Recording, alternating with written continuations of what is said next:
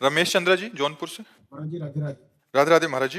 महाराज जी आप कह रहे हैं कि आप कहीं विधायक हैं। महाराज जी कह रहे हैं कि हम अपनी तरफ से जो भी जितना भी बनता है उतना कर पाते हैं, पर फिर भी सबको खुश नहीं कर पाते महाराज। नहीं कर पाओगे, भगवान नहीं कर पाए खुश, तो आप क्या कर पाओगे है? तो इसलिए अपना कर्तव्य हम करें, सामने वाले का क्या प्रत्युत्तर होता है उस पर ध्यान न दें, तभी हम सफल हो पाएंगे। सफलता के लिए एक सूत्र है, हम अपने कर्तव्य में कमी ना रखें और सामने वाले के भाव को हम देखें नहीं। आप चाहे जितना कर लो, चाहे जितना कर लो, ये संसार है, आपको धन्यवाद देने वाले बहुत कम मिलेंगे। चाहे जितना आप कर लो, आपको कोसने वाले मिलेंगे, लेकिन धन्यवाद कि भाई आप जैसा विधायक, आपने बहुत हमारे एरिया को, हमारे समाज को सुख दिया, ऐसा कहने वाले कम मिलेंगे। आप चाहे जितना कर लो, वो आपको कोसेंगे ही, वो परिणाम में गलती वाला क्षेत्र आपके सामने रखेंगे। जो आपने अच्छाई की उसको कभी सामने नहीं रखेंगे। इसलिए आप ये नियम रखो कि हमारे द्वारा गलती ना होने पावे, हम अच्छाई के मार्ग में चलें, हम समाज सेवा करें। इसके बाद वो उत्तर क्या आता है वो हमें नहीं देखना।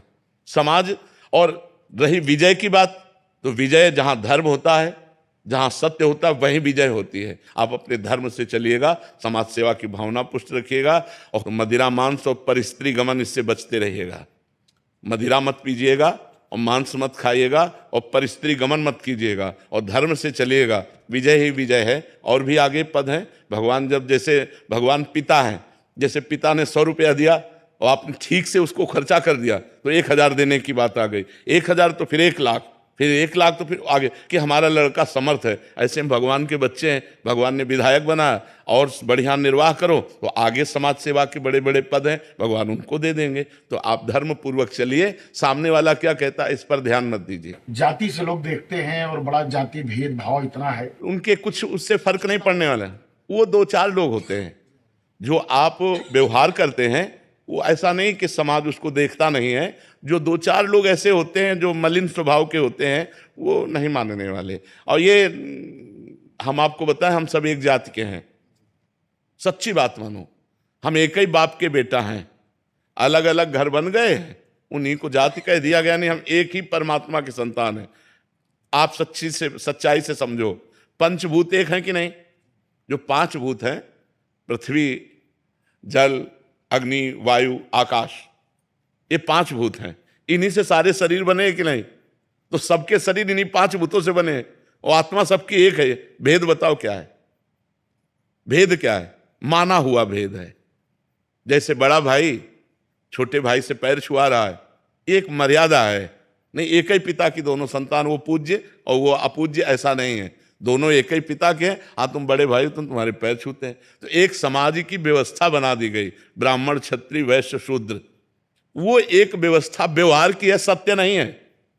सत्य नहीं है। सत्य तो एक ही परमात्मा सब में है, और पंचभूतों के सबके शरीर बने हुए, कोई छोटा बड़ा नहीं। अपनी अपनी जगह सब अपनी मर्यादा से रहें, अपनी सेवा सत्कार करें। वो एक ही परमात्मा विविध रूपों में है, वो एक ही परम तत्व सब रूपों में है। आप ऐसा मानकर खूब प्यार से समाज की सेवा कीजिए, आपकी उन्नति में कोई बाधा नहीं पहुंचा सकता, यदि आप धर्म से और सत्य से चलेंगे तो। अनुभा जी प्रयागराज से। राधे राधे। राधे राधे महाराज जी। महाराज जी, मंदिर में विग्रह दर्शन से पूर्व मन मस्तिष्क में शून्यता का भाव आता है। शून्यता का या शांति का? इसमें अंतर है। नहीं, अंतर है ना। शून्यता में मंदता होती है, मंद बुद्धि में कुछ समझे में नहीं आ रहा। और शांति और आनंद की गंभीरता, तो उसको शब्दों में बोलना पड़ेगा कि मंदिर के श्री विग्रह के दर्शन से एक शांति महसूस होती है, हमारे अंदर की हलचल मिट जाती है, मन शांत होने लगता है। ऐसा बोलोगे तो पॉजिटिव, और बोले शून्यता आने लगती है तो वो फिर निगेटिव। तो आप बोलिए क्या कहना चाहते हैं? शांति। हाँ, ये शांति शब्द, आनंद शब्द, जिस आनंद में अब कोई चिंतन नहीं होता जी। महाराज जी, विग्रह के समक्ष होने पर भी कोई प्रार्थना या इच्छा याद नहीं आती, परंतु मंदिर से बाहर आते ही पुनः दर्शन की अभिलाषा उत्पन्न हो जाती है। हाँ, अच्छी बात है, अच्छी बात है। भगवान की कृपा है, बहुत अच्छी बात है। भगवान के दर्शन बार बार करने से भगवान की कृपा प्राप्त होती है। जो श्री विग्रह रूप में भगवान ही विराजमान है, अर्चावतार हैं, बार बार दर्शन करने चाहिए, बार बार प्रणाम करने चाहिए। एक बार श्री विग्रह में विराजमान भगवान को प्रणाम करने से 10 अश्वमेध यज्ञ का फल मिलता है। 10 अश्वमेध यज्ञ करने वाले का जन्म होता है, लेकिन भगवान को प्रणाम करने वाले का जन्म भी नहीं होता है, वो भगवान को ही प्राप्त हो जाता है। एकोपि कृष्णः कृतः प्रणामो 10 मेधा व्रतेन तुल्यः दशाश्वमेधि पुनरेपि जन्मो कृष्ण प्रणामी न पुनर्भवाय। भगवान के दर्शन करके उनको नमन करने से सारे पाप नष्ट होते हैं, हृदय आनंद से भर जाता है। और जब हम बाहर निकलते हैं तो फिर माया की हवा लगती है, तो फिर कामनाएं जागृत होने लगती है। तो हम बार बार भगवान के दर्शन करें, बार बार भगवान का स्मरण करें, बार बार भगवान को अपने ध्यान में लावें। ये बड़ी कृपा है। प्रिया कुमारी जी, राधे राधे। जय सीताराम महाराज जी। महाराज जी, क्या जीवन में ऐसे भी पाप होते हैं जिनकी माफी होती ही नहीं, फिर चाहे कितना भी हृदय में पछतावा हो, कितने भी माफी मांगो? नहीं, कोई ऐसा पाप नहीं है। नाम संकीर्तनम यस्य सर्व पाप प्रणाशनम, सर्व शब्द है, सर्व पाप प्रणाशनम। नाम संकीर्तनम यस्य सर्व पाप प्रणाशनम, प्रणामो दुख शमनम तम नमामि हरिम परम।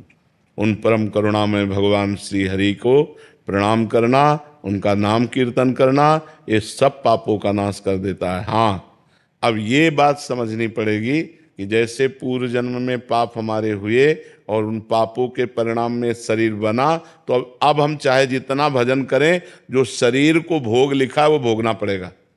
पूर्व के पाप नष्ट हो जाएंगे, लेकिन जिस कर्म से शरीर की रचना हुई है, जिस समय शरीर बनाया गया था उस समय थोड़ी हम भजन कर रहे थे। शरीर बनाने के समय तो पाप और पुण्य दोनों कर्मों से शरीर बना। आज हम भजन कर रहे हैं, अब ये आगे हमें फलीभूत देगा, लेकिन पीछे के कर्मों से जो शरीर बना वो भोगना पड़ेगा। और अन्य पीछे के जो संचित कर्म है वो सब भस्म हो जाते हैं। भगवान के नाम में इतनी सामर्थ्य है।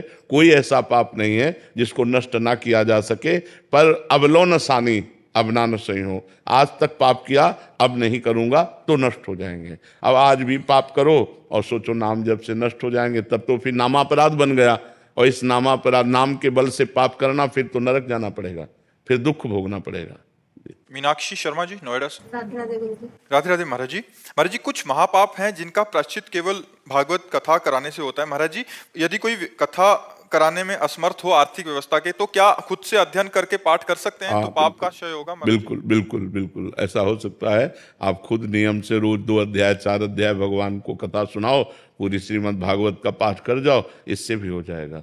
नाम संकीर्तन करो आधा घंटा, और रोज घंटा 2 घंटा भगवान को कथा सुनाओ, और हर समय नाम जपने की चेष्टा करो। आप पूरे निष्पाप हो जाएंगे, पूरे निष्पाप हो जाएंगे।